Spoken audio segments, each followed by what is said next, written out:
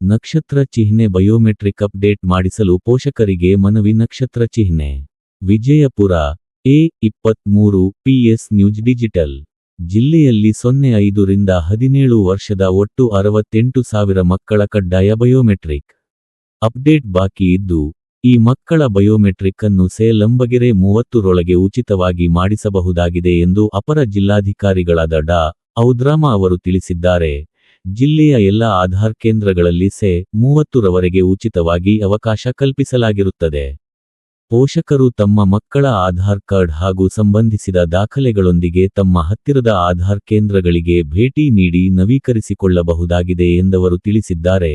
ಕಾಲೋಚಿತಗೊಳಿಸುವುದರಿಂದ, update ಮಾಡುವುದರಿಂದ ಮಕ್ಕಳ ಶಾಲೆಯ ದಾಖಲಾತಿ, ವಿವಿಧ ಸ್ಪರ್ಧಾತ್ಮಕ ಪರೀಕ್ಷೆಗಳು, ಸರ್ಕಾರದ ವಿವಿಧ ಯೋಜನೆಗಳು, ವಿದ್ಯಾರ್ಥಿ ವೇತನ, ತರಬೇತಿಗಳು ಸೇರಿದಂತೆ ಇತ್ಯಾದಿ ಯೋಜನೆಗಳ ಲಾಭ ಪಡೆಯಲು ಅನುಕೂಲವಾಗಲಿದೆ ಎಂದು ಅಪರ ಜಿಲ್ಲಾಧಿಕಾರಿಗಳು ತಿಳಿಸಿದ್ದಾರೆ.